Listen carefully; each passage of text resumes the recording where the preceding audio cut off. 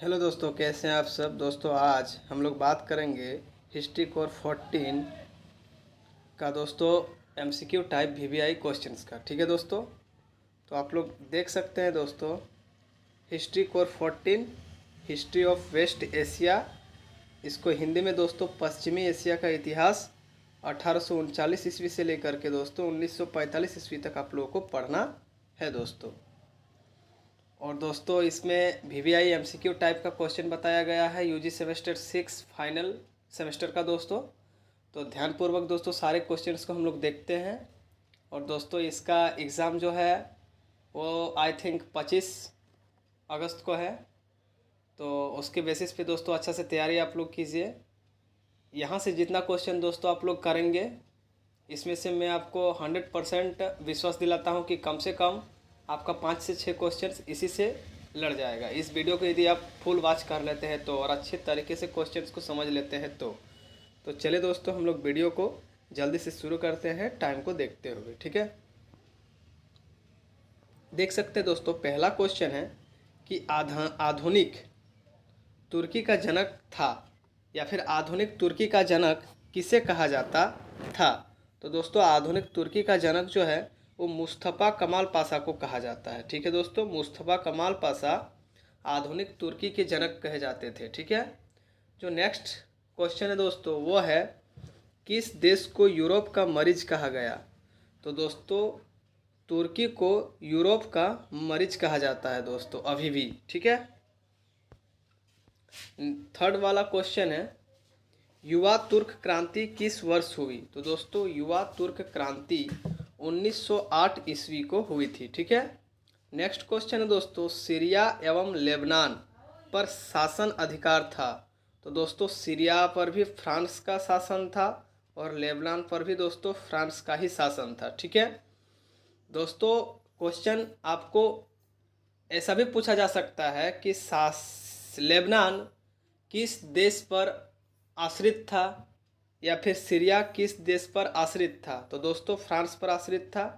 या फिर सीरिया पर किस देश का संरक्षण प्राप्त था, तो फ्रांस का। या फिर लेबनान का किस देश का संरक्षण प्राप्त था, तो फ्रांस का ही। ठीक है, या फिर क्वेश्चन दोनों मिला के भी पूछ सकता है कि सीरिया एवं लेबनान पर शासन अधिकार था या फिर संरक्षण था।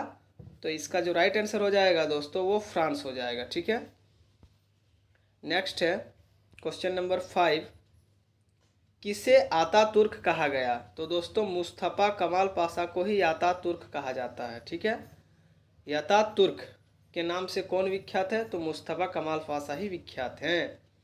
क्वेश्चन नंबर 6 दोस्तों मंचूरिया संकट हुआ था।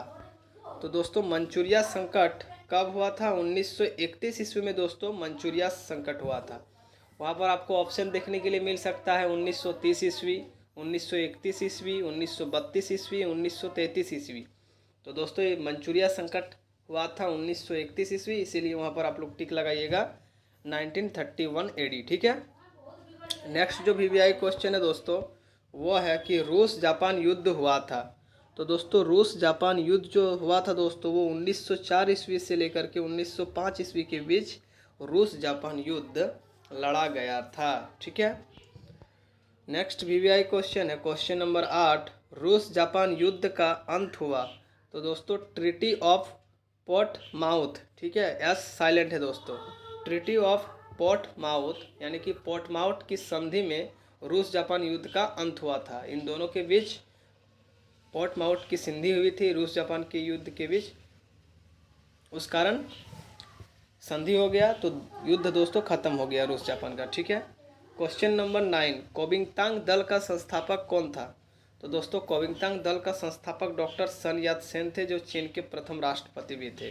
ये आप लोग सेमेस्टर 5 में भी पढ़ चुके हैं। ठीक है, क्वेश्चन नंबर 10 इजराइल राज्य कब अस्तित्व में आया, यानी कि इजराइल का स्थापना कब हुआ। क्वेश्चन ये भी पूछ सकता है। तो पूरा डेट के साथ आप लोग को दोस्तों याद रखना है 14 मई 1948 ईस्वी को इजराइल राज्य का स्थापना हुआ था या फिर इजराइल राज्य अस्तित्व में आया था। नेक्स्ट जो वीवीआई क्वेश्चन है वो है दोस्तों इराक पर अधिकार था। जिस प्रकार लेबनान और सीरिया पर दोस्तों फ्रांस का अधिकार था, ठीक उसी प्रकार इराक पर दोस्तों इंग्लैंड का अधिकार था। किसका अधिकार था दोस्तों? इंग्लैंड का अधिकार था। ठीक है। इब्न सऊद, इब्न सऊद निवासी था। तो दोस्तों इब्न सऊद जो निवासी था वो अरब का निवासी था, यानी कि सऊदी अरब का निवासी था। दोस्तों इब्न सऊद कहाँ का निवासी था?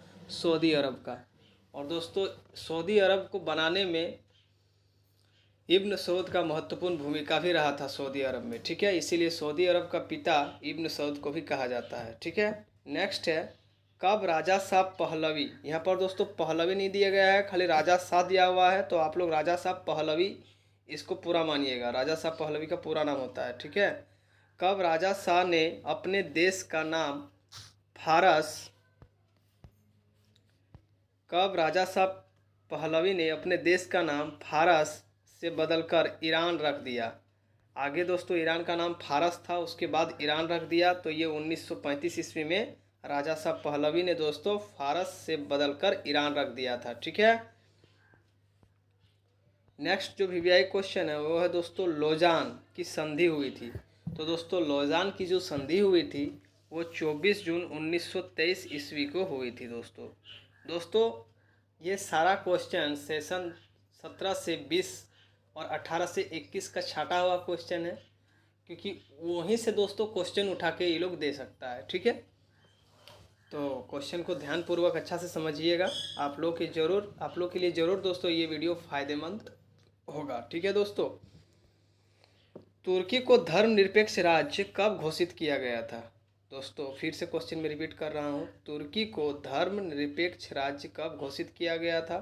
तो दोस्तों 1924 ईस्वी को तुर्की को दोस्तों धर्मनिरपेक्ष राज्य के रूप में घोषित किया गया था। ठीक है दोस्तों।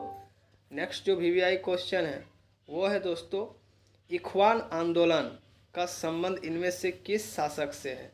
तो दोस्तों इख्वान आंदोलन का संबंध इब्न सऊद से है। और दोस्तों क्वेश्चन ये भी पूछ सकता है कि इख्वान आंदोलन कब शुरू हुआ था? तो दोस्तों 1910 ईस्वी को शुरू हुआ था।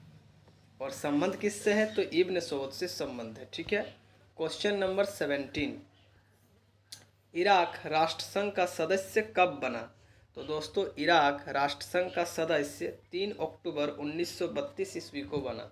दोस्तों इसका ट्रिक है 1932 का खतियान। ठीक है। इराक राष्ट्रसंघ का सदस्य कब बना था?